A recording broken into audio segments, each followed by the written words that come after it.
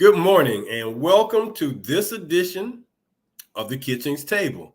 I'm your host, Earl Kitchings, and as always, right here on Awesome Radio, WBISLP 106.9 FM, you can find us. And today we have an interesting show because this particular topic touches many of us. So I can't wait to delve into it because if you either grew up with one or you have one now, they've always just been a part of our families. And I know in growing up myself, there was, even to this day, there has not been a time where we have not had a dog, primarily at my parents' house. My mother loves dogs and especially German Shepherds. So over the course of my lifetime, she has probably had at least 10 German Shepherds. So our topic today here on the Kitchings Table is Fido or Kitty. Is that my pet? And I thought about this because, as we like to say, our pet is that extended part of our family. And we do a lot for our pets that we may not do for other family members. And the fact of the matter of the pet industry being as large as it is, where, now you have big box stores for pets, for you to buy many of the pets that you would like to have. There are grooming there. There's a veterinarian there, and all the other things that go on for a healthy lifestyle for our pets. So I wanted to talk about the pet industry today because as much as we love our pets, we need to have some additional information about the industry as a whole. What kind of changes are going on in the industry? What kind of things are trending? And just what type of pets we like. And in our pantry section today, we're going to talk about the non-traditional and exotic pets. But for the most part, our pet or our pets, because we tend to have sometimes one or more, they kind of line up in two categories: a dog or a cat. A dog or a cat. And in 2020, according to the American Pet Products Association, the pet industry reached a milestone in 2020. They had total sales of $103.6 billion. I want you to think about that for a second. $103.6 billion in sales in the pet industry in 2020. And what they are saying is that trend line continues to inch up.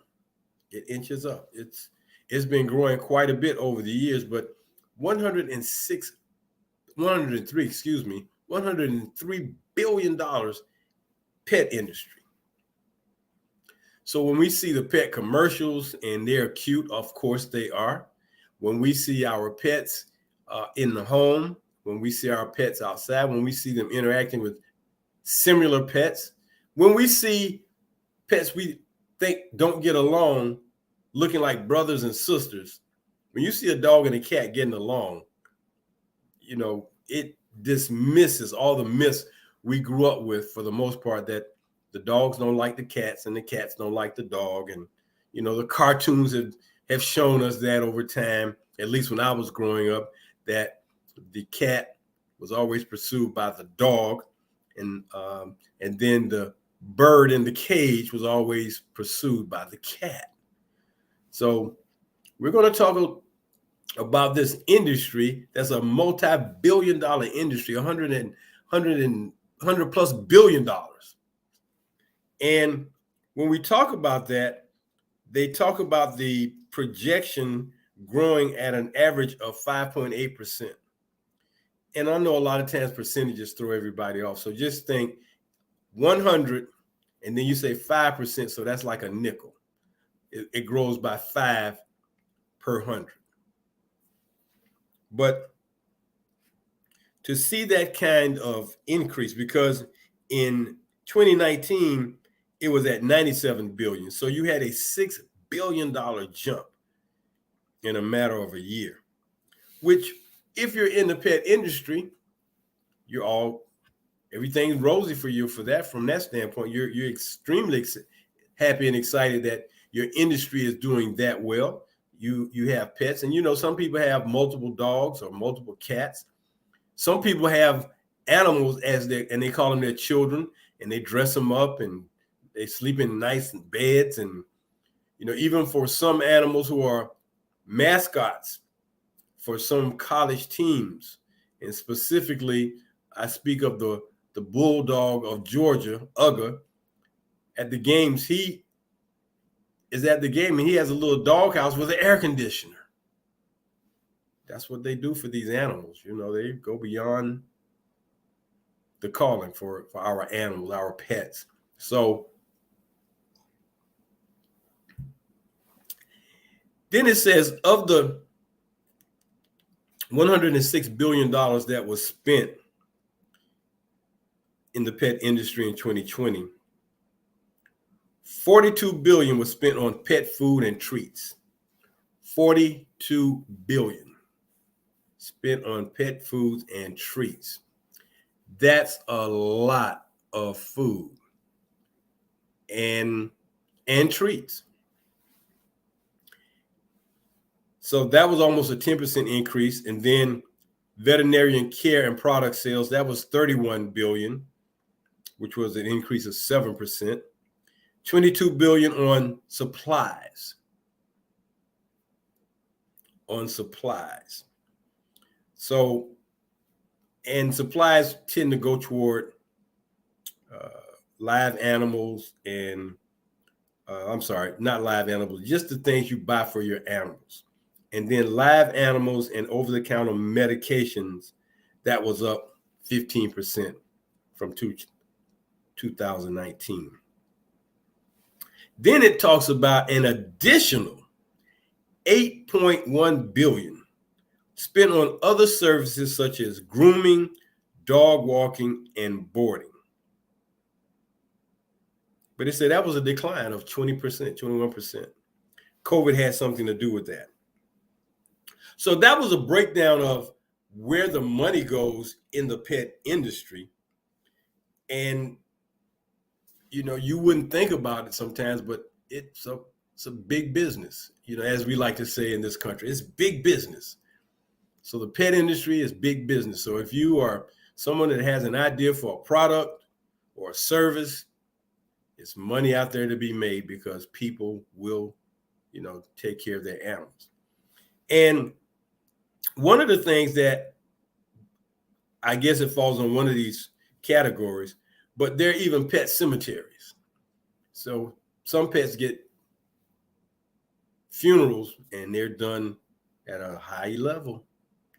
That if that animal, cat, dog was in that household for 15 plus years, man, that dog had star power. It had some credit, some leverage. The dog is sick, we're going to get the dog fixed. If the dog has been injured, taking them to the vet and getting them fixed. Whatever the dog or cat needs, we're taking care of it. So I found some information in an article online from the Forbes magazine. And it talks about, of course, the pet industry boom. And it says that 85 million households have a pet. And over the last 30 years, pet ownership has gone from 56% to 68%. So that's a 12% increase in pet households. So it's 85 million households that have pets. And then it talks about millennial and Generation Z, who now are adults that can pay their own bills and do their own thing.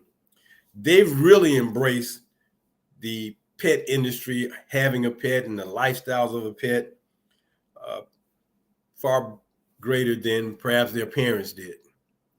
So you want to go to like a PetSmart or one of those type of store, Petco, and hang out and just observe people and watch who comes in with what. Now, of course, most of them are going to be bringing in a dog or a cat. If you have something other than that, you're probably going to need a specialist to a large degree. So when we have the animals that are our feather friends or our friends who live in water, that takes on a different perspective. And when we talk about those particular animals in our pantry section, which are the non-traditional exotic pets, the list, when I ran across some of the types of animals that people will make pets of, it's unbelievable because we're so traditionalized by dogs and cats. But of course, you now have, people dealing with all kinds of animals. And, not all kinds of animals are animals some people like. For me, I won't say I don't like cats. I just wouldn't have a cat for a pet. A cat, when you talk about a cat, when you compare it to a dog, a dog is engaging. They don't call a dog man's best friend for nothing. A cat will never get that distinction. A cat will never be called man's best friend because a cat doesn't do much other than be cool. Would you agree with that? Cats are like the cool pet, They don't do a lot of running around. You come home, they're not running to the door to greet you. They'll walk to the door, rub up against you, then they'll go back to doing their thing. It's not like petting a cat like petting a dog. You can't teach, you can teach cats tricks, but you're not going to go outside and throw balls and sticks with a cat because they're not going to chase it. The cat's going to look up at you like, what do you want me to do with that? I don't do the ball thing. I don't do the stick thing. You don't walk a cat. That's the other thing. I've never seen anybody walk a cat. That would be crazy. If I saw somebody walking a cat, I'd be like, that's odd. You walking your cat. So you don't have anybody walking cats. And, for the most part, cats will kind of, if they're in your house, they kind of stay out of main traffic. They don't, hang around so you can see them a lot. But a dog will follow you around. Dog wants that attention, wants that petting, throw me a ball, run a stick around, whatever toy you got, cats play with their toys by themselves. Dogs want you to help play with their toys. So I said cats are so cool. Cats are just the coolest. They laid back. I guess that's why we when we talk about a cool cat, from a human perspective, man, that's a cool cat over there. Look how cool he is. Yeah, you just look at a cat. That's how a cat is, really, really just laid back. So we talk about our pets and what they do. So now, here's some of the trends that are happening for pets in this day and time. Food, number one.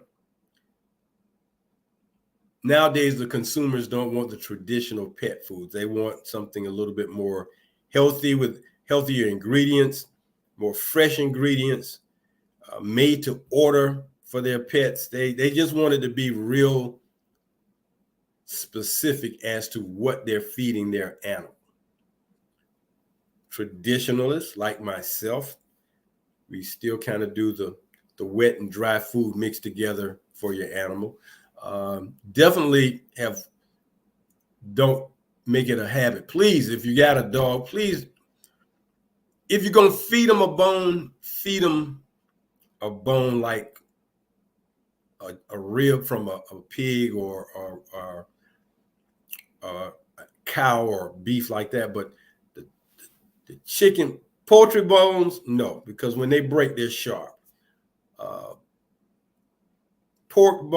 Bones from like pork chops and things like that, they are sharp. So try not to feed your dog the bones like that. Just keep it simple. So now when we talk about brands, what brands are most of us familiar with? When we talk about dogs, first name comes to my mind is Purina, Friskies for cats. They've expanded that over time. You know, it's interesting how you get a small can of cat food and dump that out, and that's all you give the cat. Cat's a little smaller than the dog. You know, you couldn't dare feel a Saint Bernard or a Great Dane, you know, something that small and think the dog is going to be full. That's not happening. So, you know, the brands are getting bigger. Pedigree is now a brand. Amazon has a brand. Chewy.com has a brand. I love the Chewy commercial where the dogs are talking about the peanut butter boxes here. You know, I love that commercial. Then we talk about treats. Pet parents feed their animals a treat 8 to 10 times a day. All kinds of treats out there. Then we talk about the technology for our animals. And that has more to do with the pet services and making sure that, you know, things are online. You know, you can now put some type of finder range, like a scanner or something in your pet so that you can find them if they're lost. So the technology is out there, especially when we talk about the veterinarians dealing with taking care of our animals. And services have increased. Of course, we know about the grooming, but then we talk about pet transportation, pet hotels. Once upon a time, you just take the dog to the kennel, drop them off if you're going out of town. Now they put them in a hotel. First class, suites, I don't know. That's what comes to mind. Then, as I said, we talk about when a pet life comes to an end. And they say that there are a lot more products and services for animals when this happens.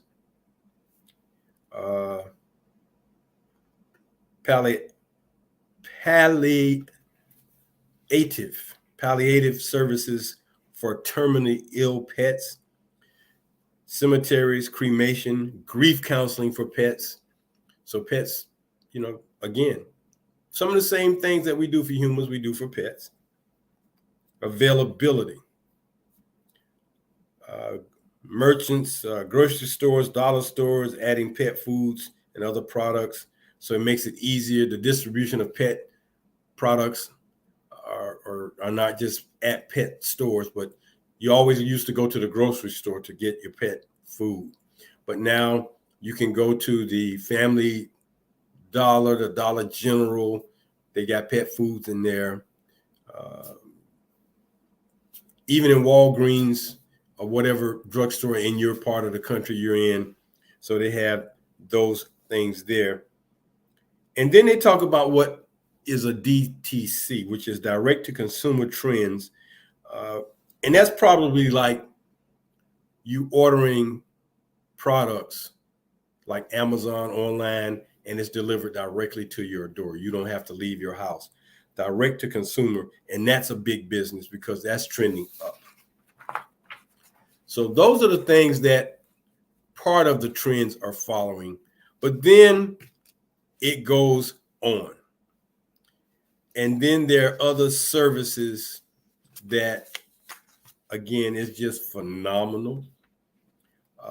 For instance, and I'm going to go through this list of other services that are out here by name for pets, Pet Plate, a subscription service that sells premium human-grade food for dogs. The service can either be used as a supplement to a diet or ideally as the dog's entire diet plan. Pet Plate. The product is shipped frozen in custom portion-sized containers. And this particular company is already getting a lot of venture capital backing. Then there's Wonderside. Wonderside makes safe and effective pest control for pets, families, and homes. Needless to say, fleas and ticks. You want to keep those off your animal and keep them out of your home. It's been around for about 10 years. It was founded by a female, and that's what it does. Then there's Dog TV. One word, Dog TV. TV for dogs. TV for dogs. A high percentage of dog owners leave their dogs at home alone for hours at a time, and about half of those leave a TV or radio on for the dog's time alone to be more pleasant. So imagine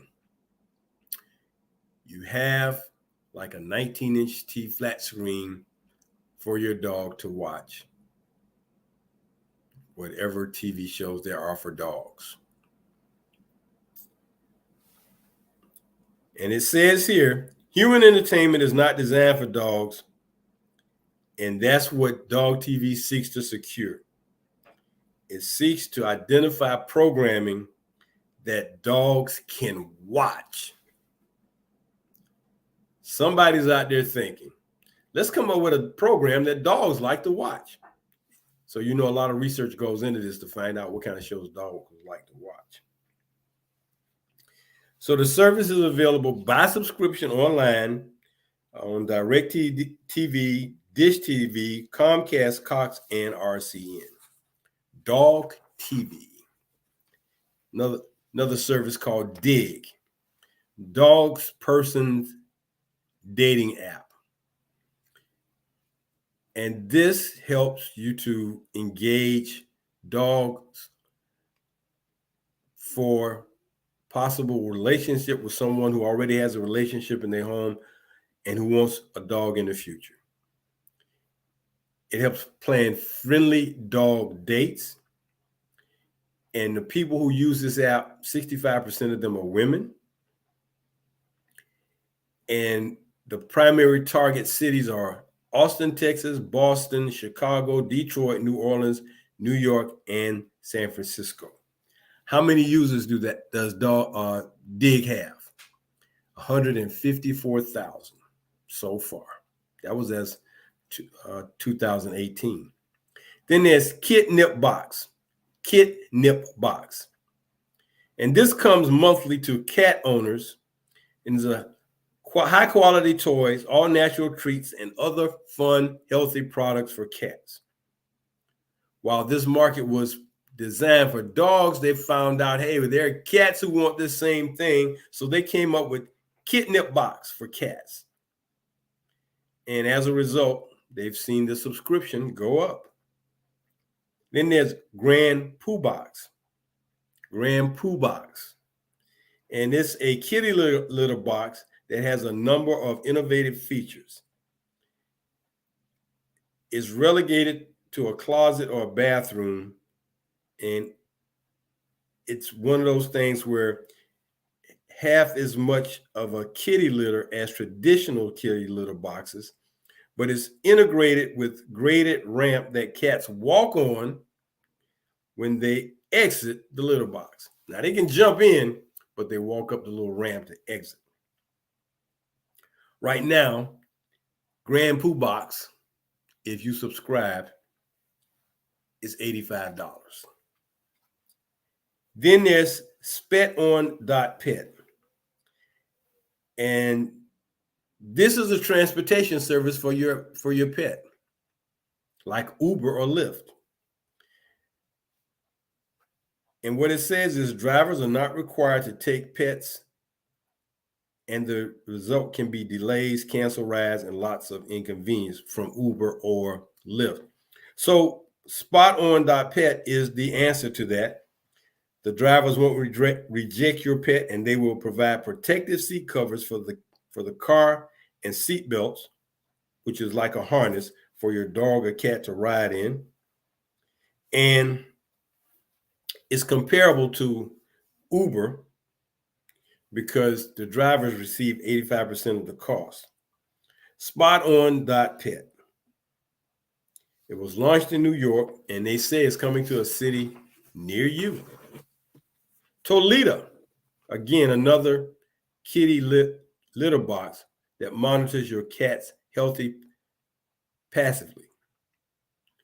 The cat enters the litter box, recognizes that your cat,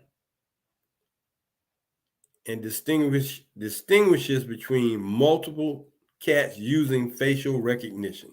So here's a service where the service actually recognizes your cat, I guess, for you to use the litter box. It monitors the cat weight, urine volume, and how often they use the litter box.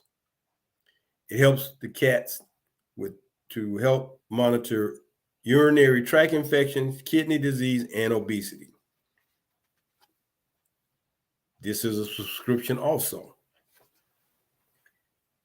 Then there's something called Animal Biomeat. And it says 20% of people suffer from chronic digestive conditions like colitis, inflammatory bowel, and other disorders. So here's an answer for your pet. And it says it offers gut health testing and supplements for pets to be healthier. And 80% of cats and dogs take their supplements in a measured and beneficial way. Animal Biomeat. Then there's MixLab. Provides personal medications and wellness products for pets. Then there's Pet Joy. Mass customization of pet products. And Puppy Joy guarantees a retail value in its subscription boxes, but it provides treats, chew toys, supplements, accessories, as well as other preventive care items for primarily dogs. Pet Joy. And then the last one is Puppy Mama. Puppy Mama is a platform for women to connect with each other and share how their dogs help them and bring joy to their lives. So here's a human service for pet owners, specifically dogs and women dog owners in particular. Puppy Mama advocates for a more dog-friendly world, and with this brand, it's driving sales of branded apparel and other products in the Puppy Mama e-commerce store. So you can go online to Puppy Mama and get what you need to get for your dog, or you can have conversations with other people, other women specifically, who are into dogs. So, hey, this is the Kitchings Table. This morning we're talking about Fido or Kitty. Is that my pet?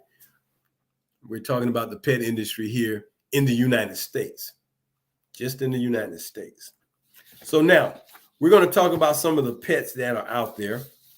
And then we're going to go into our pantry section, which we're going to talk about the exotic and the non-traditional pets. So we start off with dogs. And you know, the dog is a descendant of the wolf. So you've seen commercials that show you a wolf and then it trying to transforms into a dog. All dogs start off as wolves, or that's where they say it starts from.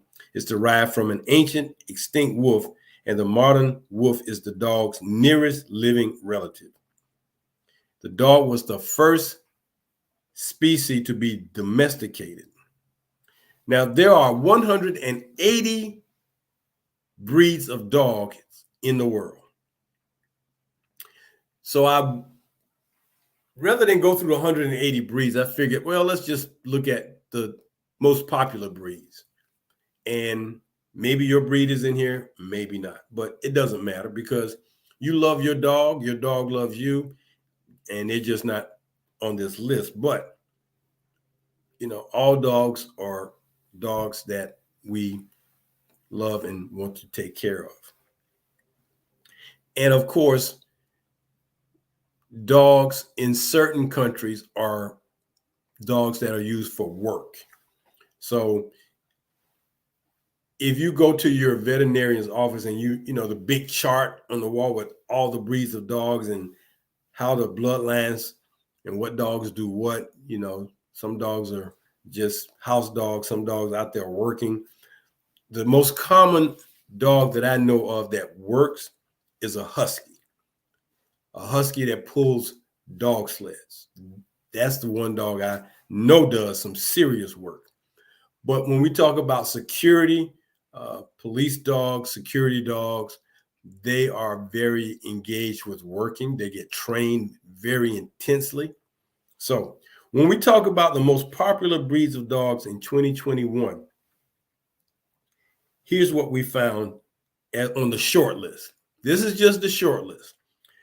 Golden Retriever, Labrador Retriever, French Bulldog, a Beagle, German Shepherd, Poodle, and Bulldog. Most popular dog breeds in 2021. The short list: Golden Retriever, Labrador Retriever, French Bulldog, Beagle, German Shepherd, Poodle, and Bulldog. Then we flipped over to cats. There are 40 to 70 different breeds of cats.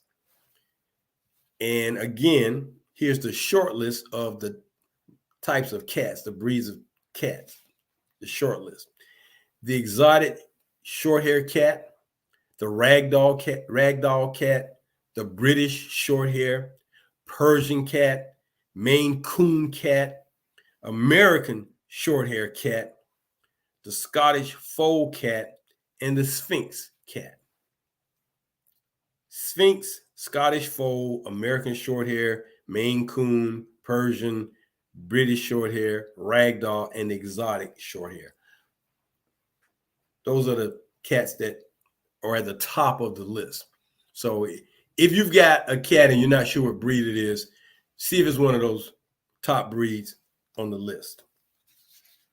Now, I think after dogs and cats, the one pet that you'll probably see an abundance of are those pets that live in aquariums.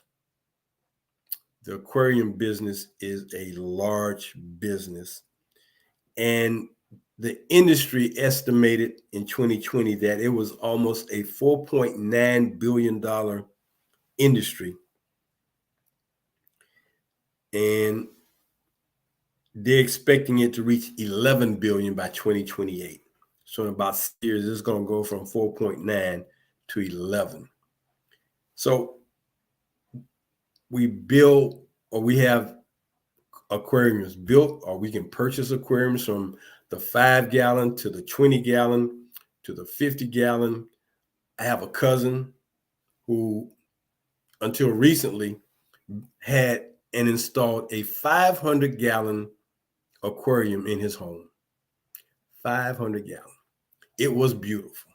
Lights, all the mechanisms for sending in the fresh water, filtering the water back and forth, keeping that water clean and fresh for those fish. And he probably had, I guess, maybe about 10 different species of fish in there. All kinds of fish. He even had spiny lobster in there.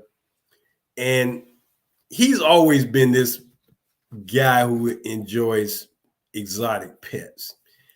And I've known him to own Oscars, and a tiger Oscar in particular, very beautiful fish, and they can grow to be very, very large. I mean, larger than my hand. And I recall when he had the Oscars, you feed them live like minnows, and they eat them whole, just gulp them up. And he moved from the from the Oscars to piranhas. He used to own some piranhas.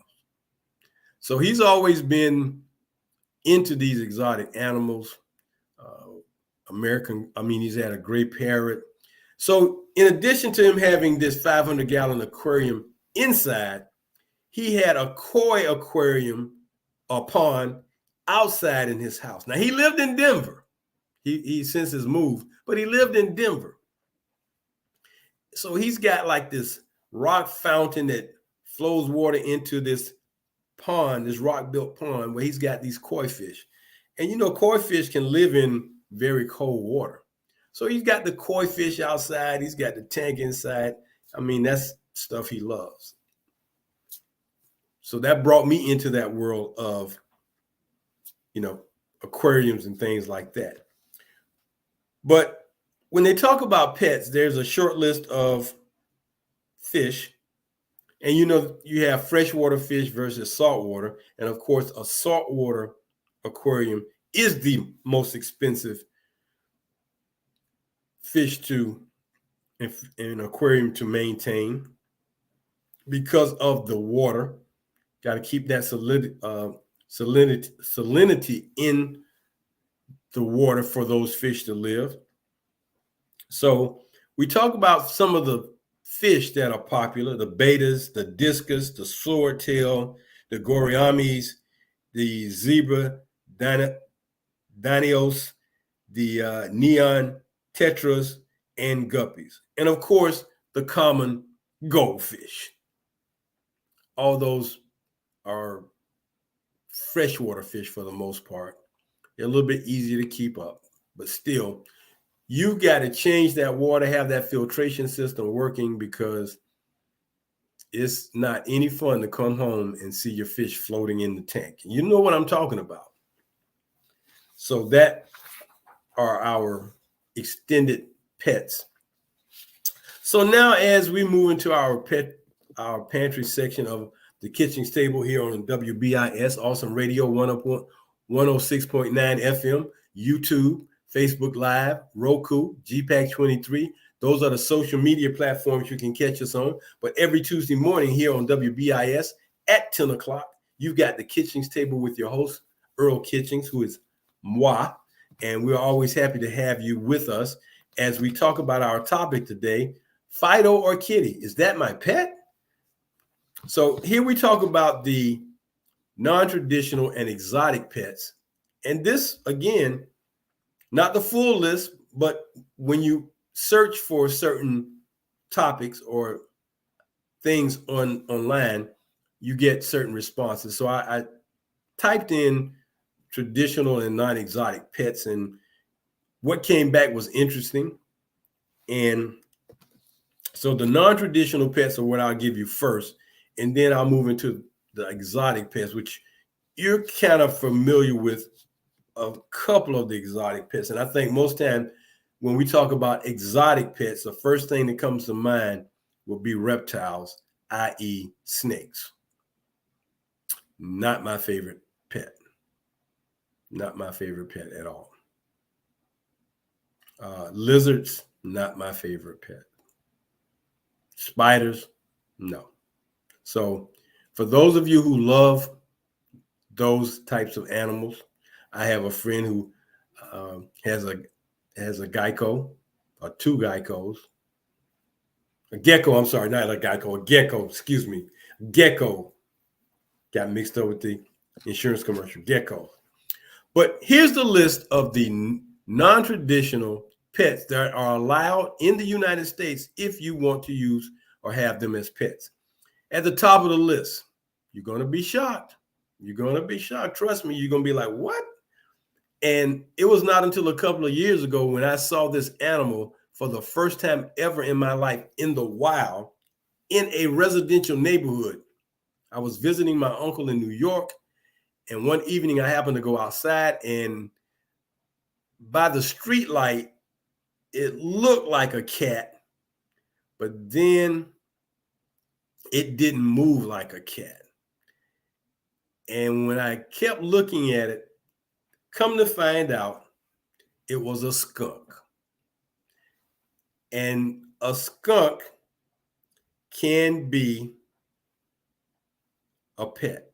Now, I guess you get a skunk, you want to have that sack removed, because anytime a skunk is in defense mode, they're spraying that toxic, awful smell.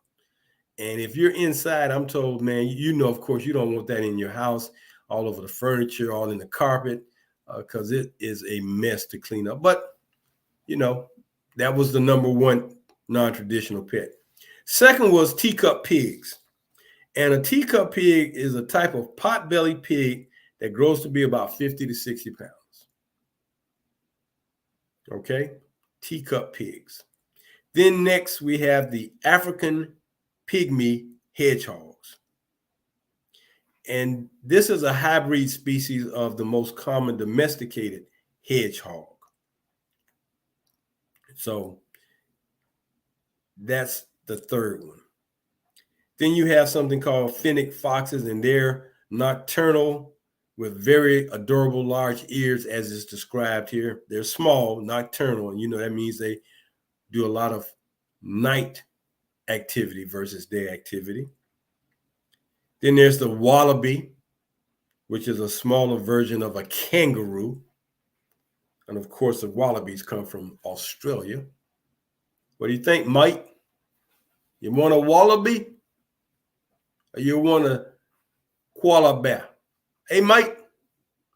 So, wallabies, a pet.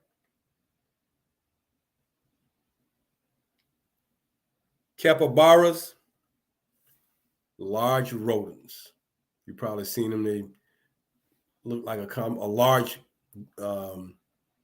guinea pig, a little bit bigger, about the size of the pigs, but they look more like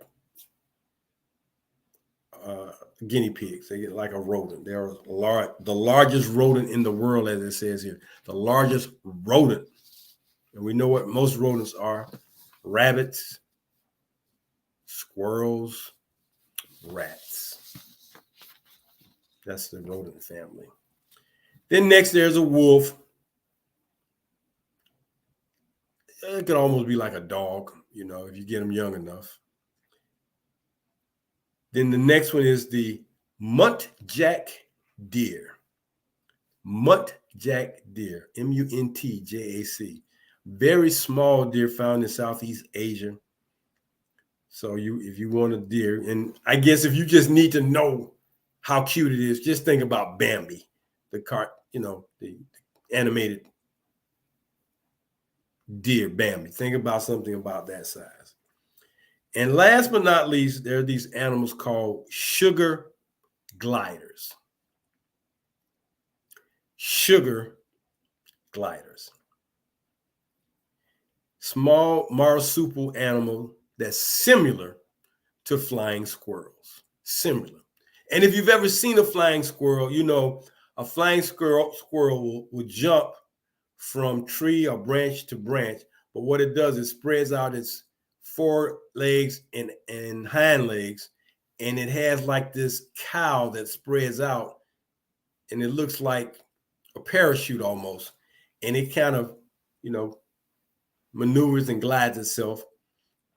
So sugar gliders can be a pet if you want that type of pet. So those are the non-traditional pets: skunks, teacup pigs, African pygmy hedgehogs, fennec foxes, wallabies, capybaras, wolves, muntjac deers, and sugar gliders. Now, here's where we get to the last part of the pets, which are the exotic pets. Exotic pets. And before we talk about the exotic pets, I ran across this fact. About 5,000 tigers live in legal captivity in more than a dozen states.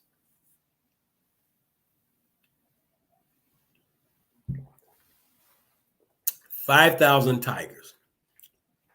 Now, if you're going to own a tiger or even a cougar, because those two are on this exotic list, you better have a good budget to feed the tiger, because it consumes quite a bit of meat each and every day. So you're buying a lot of steaks, a lot of red meat. Yeah, you're buying a lot of that. But on this exotic list, and this is just a portion of the exotic list, because I'm sure there are more animals than this, but just the fact that these animals are on the list is amazing. It's amazing. So already gave you tigers and cougars, big cats, big cats. Then there are kangaroos, not wallabies, but kangaroos.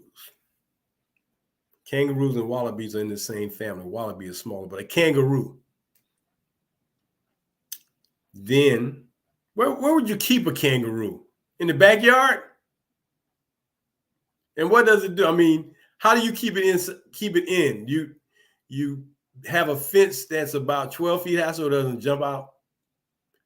And, it just jumps around the backyard. I mean, how,